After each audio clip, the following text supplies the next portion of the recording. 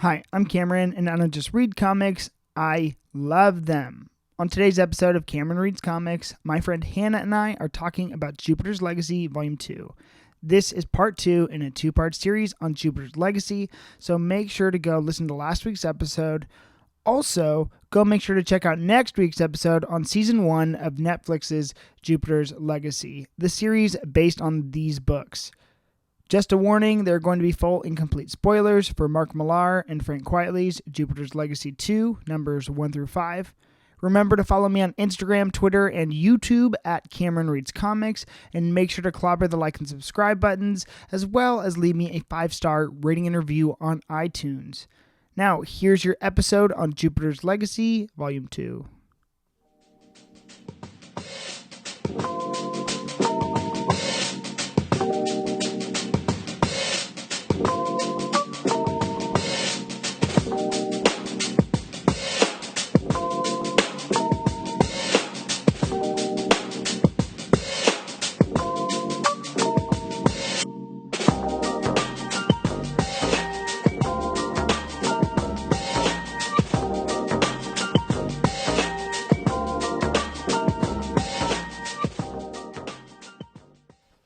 Okay, Hannah, welcome back to Cameron Reads Comics. Thanks for having me back. I haven't even had my first sip of coffee yet, so we're going to see how this goes. But it's next to me. That first sip feeling. You know, we're going to wake up today. I'm awake. You literally just said you're not. Hannah and I have had rough mornings, ladies and gentlemen. Can we dedicate this episode to the Starbucks in Sunset Beach? Yeah, it's off PTH across from Devin's Flowers. Devin's Garden. Big shout out to the Starbucks and the mystery barista that gave us the coffees for free. An angel.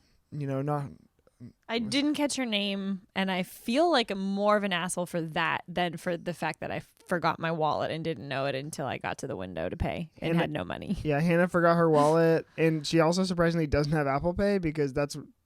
I don't trust putting my credit card on a cell phone. It's all right.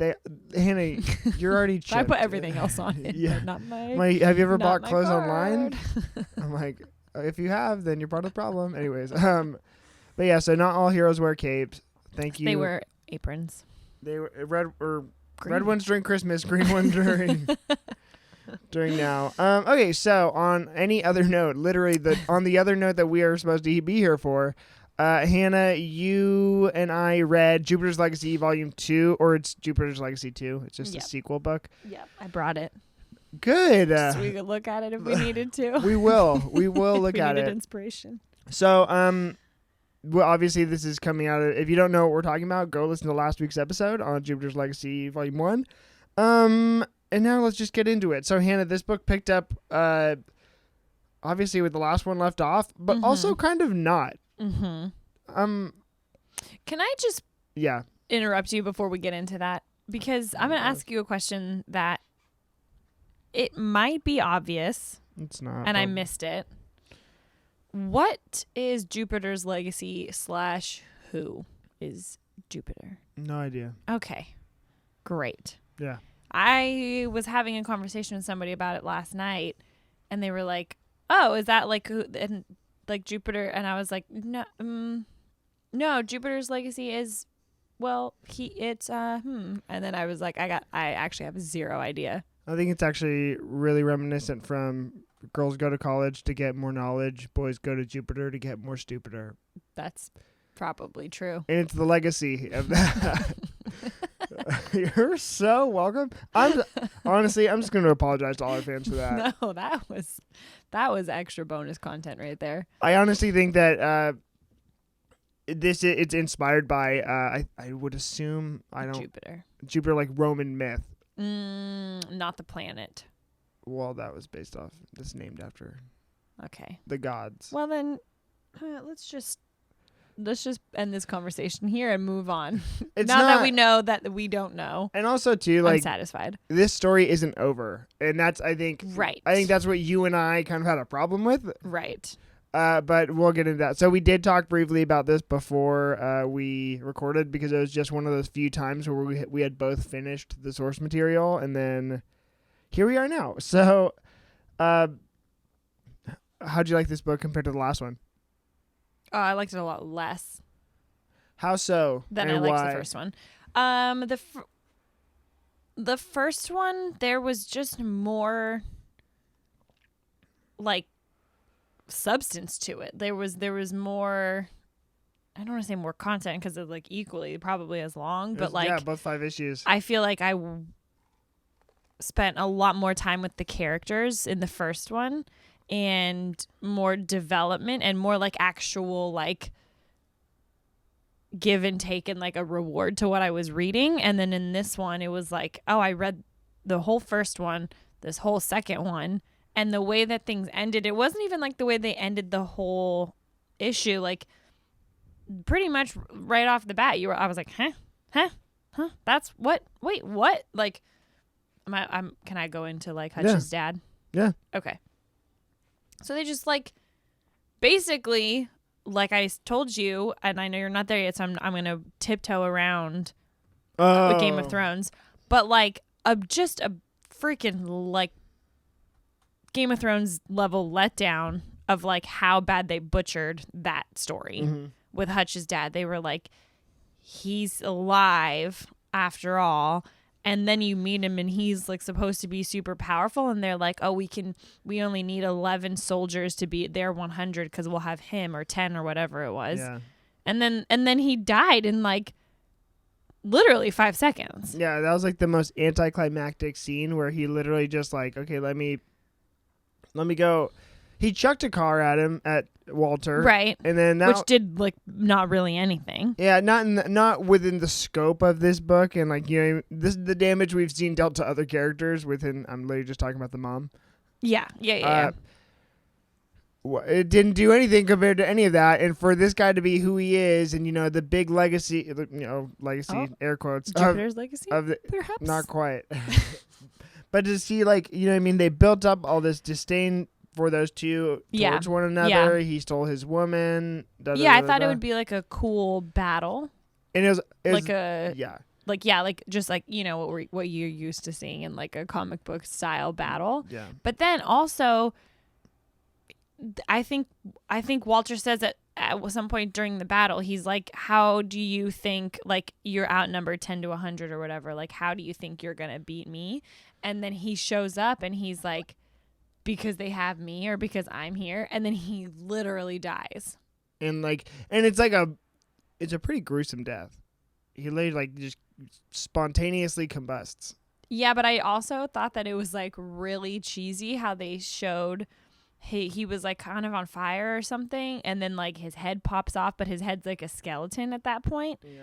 And it reminded me of the scene from Home Alone 2 when the guy with like the taller guy, when he's getting electrocuted and they keep showing like his skeleton. That's what that looks like to me. Well, wow.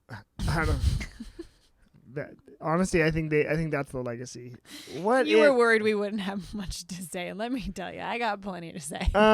Okay, so how do you feel about the pacing of this book compared to the pacing of the last book? Because honestly, I think both of them were paced way too quickly, but this one was like light speed compared to the last one. Yeah. I didn't think that the first one was paced too quickly. This one definitely this one. I'm just like, because it's easy to consider these characters analogs, but it's like really, I still don't, and this is my second time reading this through, but I still don't quite know everyone's name and their powers. Because I'm like, I just feel like people randomly will just have new powers that I didn't know about. Like, I really have no idea what Sky Fox's powers were. It's like he can speak to technology. Yeah. And then the way that his son's powers work. I'm like, I know Walter's powers. Those are easy. I know Hutch's powers. But Hutch doesn't really have powers. Who? Hutch. Yeah, he does. He has a little stick toy that gives him power. Yeah, I guess you're right. But it's like, exactly, case in point, I'm like, what the heck is going on? And I thought... Yeah. And the guy at the end, who's the only person who can like mess with Walter's mind. Oh, the guy that they break out. He was pretty sick, but like I don't remember his name. Yeah. Like we did not spend enough time with him for him to have made like, he's pretty much the reason why they ended up winning. Yeah. It's because he was the only person who was able to kind of like get in and like mess with his mind. And then Walter's like, oh, I can do 2 things at once, which is very cool. Very cool. But yeah, I was like, oh, that, okay. Oh, who was that guy? Where did he come from again? They broke him out from where? Like, I couldn't even remember because I had read it I started it like a week ago probably, and then didn't read it for a few days. And so like in between when they broke him out and where I picked it up, I like couldn't remember. And that's not, it clearly just didn't leave like a huge impact on me. Yeah, no, there's nothing wrong with that too. Cause I'm like, it's just surprising to me because it's easy to understand these characters as analogs to like other comic book characters that we do know, but no matter what, they are still different entities. And so to see, I'm like, thus I need to understand them. And I just don't quite know if I understand what these characters want. You know what I mean? Yeah. Like individually, I'm like, what is their desire? Like Skyfox, I have no idea what he wants. But it did leave it open-ended, and because I think there's still time to be spent with that character. I don't really know what either side wants. Yeah, it was like I mean, we know Brandon and we know. Actually, I don't know what Power. Yeah, I have no idea what Brandon's kind of just, I feel, dealing with the ramifications of his family. Yeah. And that's about and I remember last week you were like, oh, there's gonna be like redemption in him, and I was like, yeah, you can kind of see it. Nope. No, he literally just like blew up wrong. China, and I'm like, what the heck? Yeah, so. And then there's no shot of him now getting redemption, but. Well, I'm sure there is. That's the point too. Because this is the thing, I guess, that we learned from the story as we read. China and come back from that. I don't know. Well, the best characters are multifaceted, but I think there's still, this story isn't over, and that's kind of what we found out. Right. Is that, but also it's like I don't know. Where are we going? What's happening here? Which brings me to concerns about the TV show. Okay, what are your concerns? Because it also, I'm not as concerned about the TV show as much as I am like now. I'm probably in fact more excited to watch the TV show. Oh, that's interesting. Here, you go first, and then I'll go. I think that they're gonna just have to like maybe go, off book quite a bit for the show. Yeah, but that's because there's just not enough meat and potatoes in this freaking comic. I feel like to make a whole. It's gonna just be a mini-series. It's not gonna be a continual season. I mean, we don't know because it's who's to say if it's Netflix, right? Yeah, that's doing it. So it's up to them. Yeah, and they can be real hit or miss. With their content, so their adaptations have been pretty solid. I don't know so far. I'm not a huge, for my fans, I'm not a huge Umbrella Academy guy, but people loved it. People really love Umbrella Academy, and it coincides with the reading material like really well. So there's that. But with this, honestly, probably this is a very great comparison to Umbrella Academy. Now that I think about it, because I wasn't in love with the source material there either. But we did have to have a whole conversation about the cast, because remember I was like, after we watched the trailer, I was looking up cast members, and I was like, this isn't Hutch, this is wrong, and you had to be like, Hannah, most of the time, they don't cast. Like, were you saying like how they look in the comics? It doesn't always translate to the actors that they. Yeah. So that's. But wait, I didn't even get to explain why. You are excited. I am not quite excited for the show because I just don't know if the show looks that great. Anyways, but I think that it's going to give us more time with each of these characters, and we're going to figure out what they want, and having that to complement this. Not that I ever think that a movie should complement the source material. You know what I mean, or enhance it. But that's what I mean by they're going to have to go off script a bit, because they're going to have to pull something that's not there. Yeah, but I also trust their vision for it, and I'm more excited to see that expanded. Not that I quite won't. I don't think the source material did a good enough job of like expanding it itself, but nevertheless, we are getting a show, and I think that we're going to see more characters and have a better understanding for who they are. Yeah, that's true. And that's what I'm looking forward to. That's fair. What were you saying? Oh, about the actresses? Okay, so yeah, it's who's your issues with the casting? Cause it just was with Hutch, because in the book, he's a Hutch dreamy is blonde just boy, like a hunky blonde, and And then unless they're going to change, like, you know how sometimes, like, you know how in like the Hunger Games, they had Liam Hemsworth playing Gale. And like, I didn't think that made sense, but then they just like dyed his hair and like change, and I was like, oh, okay, so I guess now he fits. So like maybe the picture that I looked up of the guy who plays Hutch was just like, it was just like a headshot photo. So I was like, maybe they're gonna just like change, he's gonna dye his hair, he's gonna like look different perhaps, and then he'll fit more of what I'm thinking Hutch needs to look like from the book, or they're just not gonna have him be like a blonde, like a light-skinned blonde guy. Yeah, I think and the guy that they have is very dreamy as well. He's just not like a blonde. He's just not what like he's not at all the way they draw Hutch. He reminds me more of Brandon. Could be. And like, you know, what's funny too is I was just kind of used to that in my representation these days with my comic book properties, because it's not the be all end all. It's like, I'm trying to think of an MCU example, but they've also been pretty close to source material. I don't know, like Zendaya as Mary Jane. I'm like, that's true. It's not make it or break it. And I think her Mary Jane's been great. And great. Yeah, as long as they like really nail the charisma of the character, I'm happy. So that's fair. And so like with this, my joke with Hannah, and I don't want to step on any toes, but my joke with Hannah has been that all redheads in comic book television shows eventually convert into African American actors in the translation. And I was like, you know, no one ever sees me getting upset about my lack of representation. I'm like, hashtag more redheads in comics. And if you're wondering, I have a list in my head and I could go blow for blow with you, but I'm like, okay. Well, what about the fact that in like the old Spider-Mans? Oh wait, did they dye their hair? Kristen. Yeah, she dyed it. Kirsten Dunst and Emma Stone. Emma Stone's blonde. They're different. They're two different characters. Oh. One's Gwen and one's Mary Jane. Oh, see, I didn't even watch the second round of Spider-Mans. Oh my Just gosh. the first and the third. I missed that middle. That's the second.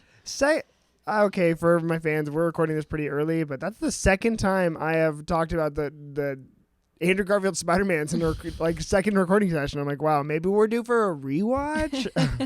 I like those movies, and I think I'm the only one. Okay, so how do you feel about the idea, going back to the text, the idea within this of getting the supervillains to fight the superheroes? Oh, that part was cool, but I wish that they had done it better. Concept was sick. Would have been super fun to see more of that. More supervillains. I like when it switches. I like when you like start rooting for the team that you shouldn't be. Mm. Yeah, because Hannah likes bad boys. True. And so like I'm trying to. Isn't that kind of like Suicide Squad? Yeah, that's kind of the entire principle. Yeah, and I haven't seen it, but okay, I know about it. It exists. Yeah, it's the thing I'll get to. I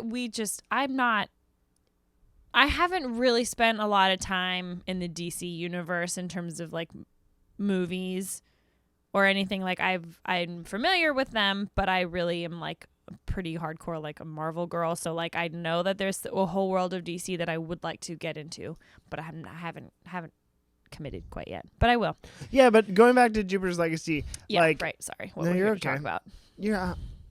Honestly, fans, there's like not a lot that happened in this book, but there's still like a lot that happened. It was just like all the plot points felt forced, and so it was just like they felt rushed. It was rushed. Too. It was just like, okay, this is happening, and it's like, wait, what? And there's just no time to get my breath, and not in a good way. Like like I think that for like the sake of like a movie or like a TV show, like you could make that whole scene where they're like breaking out all of the supervillains to like build their like supervillain army, but the one that you're actually like, you're like, oh no, this is like the side that I'm on. It like, I feel like that could be really cool, and it could have been cool in the book too, but we only saw 2, I think. Yeah. Like they only really showed you breaking out 2 of them, and then the rest were just there, and I was like, I don't care about anybody else. But obviously you're on that side because you're on Chloe's side. Yeah, we're all I'm on Chloe's side. I'm I'm on Walt's side. Well, it's also too. It's like, what's the reason that they're? I'm like, what's the end goal for them too? It's like really the gnarly part about For Chloe. Yeah, because I'm like, again, what are they gonna do? Like they'd never quite had a plan. They were just let's defeat Walt, who had a plan. Right, and then once that happened, I did think about this. Who's taking over? Because Brandon and Walt were essentially like the president. Yeah. And like vice president or whatever. Leader. Yeah, they had this whole government. They had the whole country working a certain way with them at the top. But what was the plan? Who was gonna do that? You know, like that. Those are those little things that I'm like, kind of like you said, like without knowing their purpose, it's hard for me to feel super attached and like wanting to see. I wanted them to succeed, but I really didn't even know why. I was like, what are we gonna do once this happens? Yeah, like I really have no idea where the book's gonna go after this, because it's like, all right, well, defeated our main antagonist in like we beated him, and sorry, so we beat that dude, and now it's like, okay, what now? And right. I guess actually it kind of leads into the very end. Obviously, if you can't tell, we're hopping around a lot in this episode, and that's just to go off the fact that the source material was a little rough. We're pacing the way they paced. Kind of, honestly. I'm like, but also, I don't know. I just had a very fun time reading this as well. Like, I actually think that maybe that's a strength of the text is. I was reading it and I was like, this is still fun. Like it was very, no matter what, I think it was so enjoyable. And like the creativity that Mark Millar has, like as he's writing, is just so impressive to me. And I'm like, it is so enjoyable. And the rules that when he writes, it's like, he knows what the rules are. And so he knows how to break them. You know what I mean? No, but not only because I'm not as well versed in. Well, you could see it in stuff like when I forget, the one guy that broke out was getting in Walt's mind, and then they were doing layers of places that they could be in their mind, and then you could see on the page the panels of like, oh, you're in your room reading Harry Potter. You're yes. Like the way that page structure was laid out, or even like if you look at the panel, there's like dimensions within that. It's like. The creativity that went into that, I think, is just so impressive. Right. You know what I mean? Which is like, he's showing a panel within a panel, and it's like, oh my gosh, like that's crazy to me. And we couldn't like, I don't know. I don't know what I'm trying to say. I just found the whole thing to be very impressive. And I think that goes to show, like, while this text that we're reading wasn't perfect, it's still enjoyable, and I think there's merit there. Totally. Yeah, I mean, I will say when I picked it back up to read a couple of days ago, I think it was like I still had some time before I had to finish it, like before today, and I was like, oh, I'll just read one issue or two or like whatever, and then like finish it the night before we recorded. But then where I was gonna end it, I was like, oh, but I kind of want to just know, right? Like they kind of like I wasn't bored reading it, and it wasn't like I wasn't hooked. And like I said, I didn't turn to the next chapter and be like, whatever, I don't really care, I'll just finish this tomorrow night. I was like, no, I want to know, and I'm here, I'm reading it, and I want to know what happens right now. So it's not, I'm talking a lot of shit on it, but like I did enjoy reading it. It's more of like, you know, I was enjoying it in the moment, and I was like absorbing it all, and then in hindsight I was like, oh wait, that was weak, oh wait, I didn't like that, but at the time I thought it was perfectly enjoyable to read. Which is honestly, like, if that's the takeaway from this, then that's honestly a better, it's better, because it's like, I'm looking for just enjoyment as I'm reading these. I'm not trying to, I don't need it to be like Shakespeare, but you know, it's, I guess it's just suffice to say, like, while we did really, really enjoy reading it, because I think again, it's an enjoyable read. I think Frank Quitely's art is some of the greatest ever. The beats could have just hit harder if we spent if we had another issue. I think my entire ranking of this book would be entirely different. Yeah.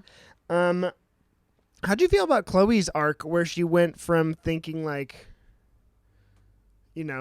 her dad's methods were outdated, and to now her end speech where she says, hey, she's like pursuing, she like really like reestablished the old way when she's like, heroes will never make these mistakes again because we thought this was old fashioned, but we now know like it's upright. How'd you feel about that? Like her arc? I feel like it was what I expected from her arc, because like I said from the beginning, she just isn't quite as hateful to her parents, and she's not as revengeful, and she's not as, I don't think that like her saying like, oh, we thought, or like she was part of the people who thought that they were outdated. I don't think that she ever thought that. I just think her biggest issue was that she didn't get the like love and affection from her parents. I didn't take her as having issues with the way that they worked or like the way that they superheroed. I think that like I think her issues came from just like abandonment, really. Whereas like Brandon probably was just convinced more than anything. Like I feel like Brandon was more convinced by Walt that they were doing a bad job, and again, both of their kids just came from like having no parents to like love and raise them, and then like Walt was able to just kind of like get that, takes advantage of that vulnerable side of Brandon and convince him, because remember the whole time Brandon's like, I don't have a way to do this better. Yeah. And Walt's like, no, we do. And Brandon's like, well, what is it? Like, everyone's miserable. Like, they're poor. There's no money. There's no food. There's no nothing happening. And so I feel like her arc makes sense because it wasn't out of line of, like, her character. Like, it wasn't like she, like, pivoted at all. It was very much like she was just a child who wasn't loved and then became a mother herself and then, like, wanted to love her child, and like I don't know, I never felt the like hate from her or the resentment towards the way that they were at their job. Do we call that a job? Being a superhero. yeah, I think we can. Like, I think she was resentful towards the lack of love, but I don't think she was resentful towards their methods of superheroing. Yeah, like I don't know. I felt like there's a little bitterness because even in the, I think there is. Yeah, like she was bitter because she didn't receive the attention, and Brandon was under more critical scrutiny, and she, because he was also kind of a piece of trash. Very much so. Well, it's like literally like the scene of him at the nightclub with the girls there. It's like, yeah, he's kind of trash. And then with Chloe, like she was trying to save the world via like philanthropic endeavors, and so I just don't think that. I think even choosing that path is a little more. It's like I can save the world better than you guys can. You know what I mean? And and that's her posture towards her parents. I just think it's reactionary. That's the word I'm looking for. And so I feel like there's some of that, and it wasn't so overt with her, but to see now that she's choosing this life for herself. Also, I didn't understand her powers. Was she super strong? And then she had like a super. Yeah. Now that I think about it, I was like, she had a super siren that was like super cool, but then I'm like, she also could fly? I don't know, man. She had all the powers, it seems like. The super siren one, really, I was like, huh. And then I moved on. But I paused there for a second. I was like, meh. I thought it was for that moment. Yeah, I thought it was mentioned once, and then I, because I could have sworn it happened in the first volume, and then it happened in this one, and I was like, wait, what? Yeah. And so, sorry fans. Okay, and then how did we feel about Chloe's proposal to Hutch? Are you jealous? Yeah, maybe weak in the knees. No, I'm just kidding. It was great. Sure. It was great. Were you pro that? I honestly, the way what's funny is the way I thought I remembered this happening and the way it actually happened were just so different. Because I remember thinking that Hutch, like, I thought Hutch died. Oh, well, maybe he does. Well, I don't. I've only read these 2 volumes. Well, maybe. I thought Hutch like died more than you think you do at the hands of Walter, and I thought it was super gnarly. And then Chloe had a big like freak out and like murked everyone. And that didn't happen whatsoever. And I thought at some point Hutch's like flashlight thing got broken, and he's like, "Oh, you thought I needed that for my powers?" Because that'd be very Mark Millar-esque. And then that'd be cool. yeah, it's not, but that's not what happened. It's not what happened at all. And I was like, yeah. And so I'm like, alrighty, well, that's. And then it just it played out like it did. Honestly, you know what I did like though about the 2 seconds, and the thing also about what's Hutch's dad's name? Sky Fox. Oh, that's right. Okay, so like. The other thing that bummed me out is that I liked him a lot. Like, he's cool. He was super cool. And so I was like, oh, he's like his opinions on things I really liked. And that was what I like wrote down because I liked 2 of his lines a lot when they're talking about like becoming like super criminals and stuff. And then he goes, or like Chloe says something about like, oh, he's the, like, why won't you go with us to fight Walt? He's the reason you became like a super criminal. And then he says, no, I turned because I realized that superheroes were little more than uniformed agents of a corrupt ruling class. And then he says, we were great at throwing the poor in prison, but the real crooks out there were a capitalist elite preying on working men and women. Ooh. And I was like, ooh. Yeah. Like I liked his like outlook on like society, and I kind of was like, when was this book written? Like what is it was pretty recent, right? Yeah. I'm pretty sure it's like 2014 or like that's cuz this one came out. Let's see. I can look it up right now. It says, oh yeah. It says it's not 2013. That's when the first one came out, and so the volume 2 came out 2017. So like very recently. Very recently, yeah. And then when he's talking about like coming back into like society and stuff, and he goes, I didn't come back for celebrity selfies and endless wars and half the country living below the poverty line. Yeah. And I was like, that sounds a lot like us right now. Yeah, well, I think not the endless wars thing, but I think it's easy to also say at any point there's an elite class that is, how long have we been hearing there's the end of the middle class is looming. Like, that's been a thing since the Reagan administration, right? And probably before that. So I think it's kind of easy to say these blanket statements that still encompass everything that's happening in the world. Yeah. Yeah, and so it's funny. I like him because he was like, he's his character is kind of like very much the character that like I would be like the sucker for, where you're like, he's like not on like the quote unquote right side of things, but like the way he views things is right. And you like, you're like rooting for him. He's like I don't know. He's just like, he's like the pro superhero counter superhero. Yeah, like a villain?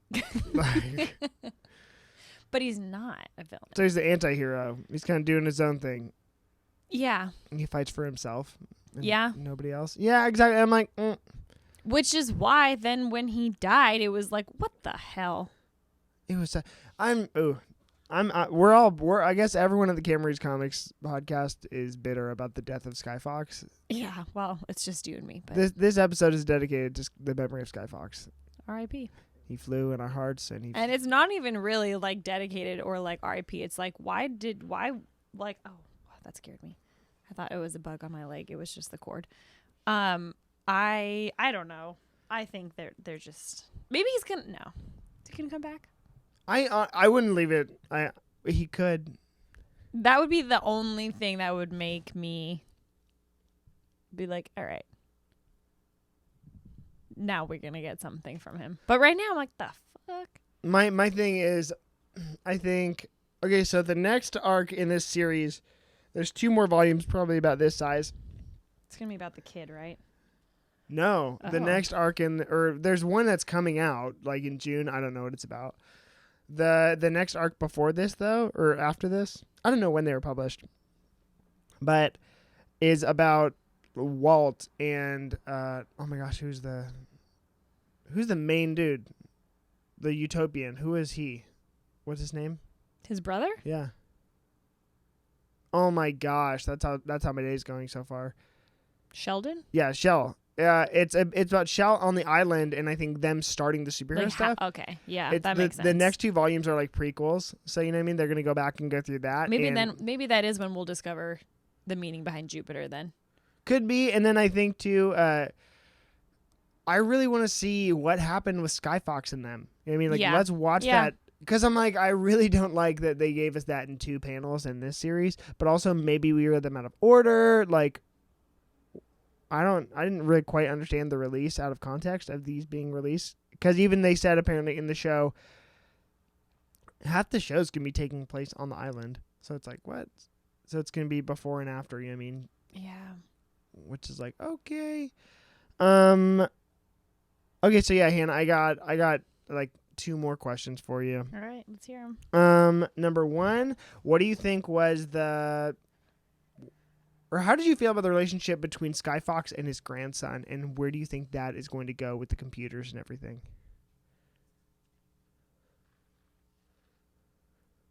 That's a hard one. Well, A's the first part. How did I feel about it? The relationship. It was fine. It just I don't know. I didn't love it. I didn't hate it. I felt like that made sense for I them. really loved it. Yeah. And I can see why, but I also was like, okay. The fact that he, like, the grandson could be the one to motivate him instead of the son was really, really good. That was very much what it felt like that was very sweet and like heartwarming, sure. But it also was kind of like it's just what I kind of imagined it to be. I just think that there's such a different, like, children have such a different pull over people. Yeah, but I don't know. And that's why I liked it too. Maybe not, because he didn't care about his kid when he was a kid. So that's not true. He wanted to be like a hardened, whatever sort of guy, but it really goes to show that, you know, it doesn't matter. I can't quite figure out. I think part of why I'm having a hard time answering that question also is because that Jason is the kid's name, right? I don't know. Jason, Justin, whatever the kid's name. The kid's name is. I don't totally understand him either. I don't understand his powers. Yeah, his powers, and then that part. So the part about them, like the computer thing or whatever, that was kind of lost on me. Yeah, well, I just thought that, you know, his curiosity, and because obviously we all know that the kid is wicked smart. And very powerful. It is powerful. Like, his curiosity, I think, is going to play into, like, I think that we're going to see a lot more of what he's got going on in the next volume, or at least I hope we do. I'm like, I just want more context into this child. Like, because I think he's kind of the main, I don't want to say protagonist, but like catalyst to all of the narrative happening. Yeah. And so, you know, post Brandon, when Chloe has her child, yeah, I mean, right. It's all that kid is something special, and so maybe like we're excited to see. Maybe that's how we're gonna find out that Skyfox isn't dead, though. I think so too. Okay, glad we're on that same page. I don't think Skyfox is dead. I'm like, that's why. I agree. I think that now that I'm thinking about it, that actually makes zero sense that he's actually dead. Yeah, and that's kind of how the things work. But also, we could be totally wrong, and it could have just been like super anticlimactic. Okay, so then my next one is who's your favorite character in this volume? I still really like Chloe and Hutch and the kid, but I mean the bad superhero who was able to alter Walt's mind. I feel like he was more exciting to me. Chloe's cool. I love Chloe. She's like a total badass, and like I like her, that like, and they kept like, you know how they kept talking about how like she's just not giving up, like she just keeps fighting and fighting and fighting. Yeah. I liked that about her. Like I liked that they were putting a female role who's like very much like the stronger, probably one of the strongest characters of the whole book and of her family. But then like the guy who changes his mind was just kind of like he was more entertaining. He was like fun to watch or to read. You know, Walt is very, I guess, methodical and logistic about his powers, but the other dude was just all charisma. Yeah. Yeah. And like that's what it was. It's why it's nice. Like, oh yeah, what'd you make them see? It's all their parents having sex, and some of them are dressed like clowns. It's like, oh my god, you're messed up. Yeah, bro. he's like psycho. Yeah, so I did like him, and like even it's cool. It's cool to have him have those powers. Okay, last question then. Wait, my favorite character was Sky Fox for all the obvious the 30 reasons. seconds that we had him. For the 30 seconds that we had him, the build up to him, and just like his outlook on all of it, I really not his outlook on society because I don't think I quite agree with that outlook, but with I just really liked who he was and what he had. Honestly, I liked his arc with the grandchild and like to see that and to see that he wasn't like cold hearted even though he wasn't with his son and like the fact that he had been plotting and planning, he wasn't doing nothing, and so right. And even the fact that he wasn't surprised when his they came to find him. Yeah. I think I'm excited for the potential for him to be my favorite character. Like, I like that because now that we're talking about it, I'm like, okay, we're going to get more of him at some point, I think. Don't put all your eggs in that basket, though. I'm just I'm setting myself up to be incredibly disappointed, but I'm all in, and you guys are going to be along for the ride. I don't want anyone to think there's any like scoop where we No, absolutely not. This is all my complete fantasy daydreaming with absolutely zero reason to back it up. Yeah, me too. But I'm excited about it. I'm excited for the rise or the fall, Yeah, and what's funny too is the best part is at the end of this book there's was it like an advertisement for the Jupiter's Legacy Requiem that comes out in 2019. It's 2021 and we found out it comes out like June. Like issue number, it's a 5-issue series. My biggest bummer is that we don't have Frank Quietly on the art anymore because the other 2 volumes he's not on, and they got another guy. That sucks. It's gonna be a whole. It's gonna be so different. He did the covers, but it's just sad. It's not easy. You know what? We also forgot to mention. We mentioned the first time last week, but we didn't mention this time that the reason that we really the biggest reason we should be the most excited about the TV show coming out. Why? It's just gonna give us more of a bridge to talk about Sam Rockwell. Yeah, literally. I'm like, okay, so Leslie Bibb, how do you think Sam helped her perform? Yeah. Her adaptation was great. He definitely coached her somewhere. I'm like, I saw some Fosse Verdon in there. And so, honestly, I don't know. I don't want to do that because I want her to be able to stand. I don't want her to be known as. That's like Tom Hanks' wife, Rita Wilson. I don't want her to be known as late, and that I am part of the problem as I just labeled her as Tom Hanks' wife. I don't want Leslie Bibb to be Sam Rockwell's wife. I don't think that she is. I think that Leslie Bibb stands on her own. Great, and I want that because I've known who she was well before I knew they were married. Yeah. Yes. So same. I think she's got her own. She's got her own merit for sure. I just am. We just love him. We just needed. It's just a plug. Is really all that I'm trying to say. It's just gonna be more of a reason to talk about the cast, and then she might get brought up, and then if she gets brought up, that might lead to Sam Rockwell, and I could talk about him forever. I'm down. I'm down always. Okay, last question. What would you rate this out of 10? Oh God, it's low. It's gonna be low for me. Same here.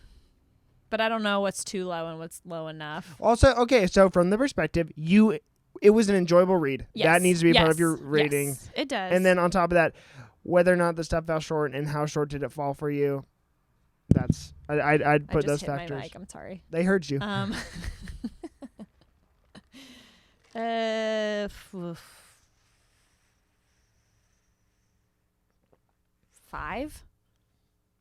Yeah, I think I'd give it a 5 too. Okay. Oh, good. Yeah, no, I do. I was like, okay. I just really kind of wanted more out of the story, and if this was the big climax, and maybe I'm wrong, maybe it's not the big climax, maybe Walt was just the catalyst for Brandon to really come to full form as the villain, and then I still think we're holding out for the redemption story of Brandon, and however that happens, let's see it, but if this was, if this was it, I was kind of disappointed. So, and also, how are they supposed to, it's almost like you just said, there are storylines that we're still waiting on, and like maybe setting up Brandon's redemption and maybe setting up Sky Fox and maybe setting up. But like with Chloe and Hutch, I kind of feel like their stories are kind of done. Like they got wrapped up in a pretty nice little bow. Yeah, literally. Like, Yeah. are they really good? Is there anything else that we can see from them? You know, it could be. Is she going to be the president? It could be. No, it could. I think we're shaping up to see grandson son versus uncle. You know, which is a very Shakespearean. Son versus uncle. Oh, yes. You know what I mean? Yes. I forget the kid's name, which makes me feel so bad. I think it's Jason. Could be. I just know. I feel good about that. I think it is. I think it is too. But anyways, yeah, no. So 2 5s from us. Hopefully, room to grow. If you guys like these, and I think next week or sometime soon, within the next 2 weeks, we're going to review the entire series of Jupiter's Legacy Season 1, at least. And so stay tuned to hear our thoughts on that and how it stacks up against this. Hannah, thank you so much for being on the show today. Anytime. I'm holding you to that. We will see you again soon. Until then, make sure to go follow us on Instagram, Twitter, and YouTube. And if you're listening on YouTube, feel free to clobber those like and subscribe buttons. It. You know what that's from? Fantastic Four. It's clobbering time. And it's clobbering time for you to smash that like button and subscribe I like button. that I know that now. That's why I was like, that's my one. Everyone says smash. I'm like, nah, clobber that. No. That's a nice twist. I'm very proud of that, and it's very specific. So, okay. Thank you, Hannah. We will see you guys soon. Bye.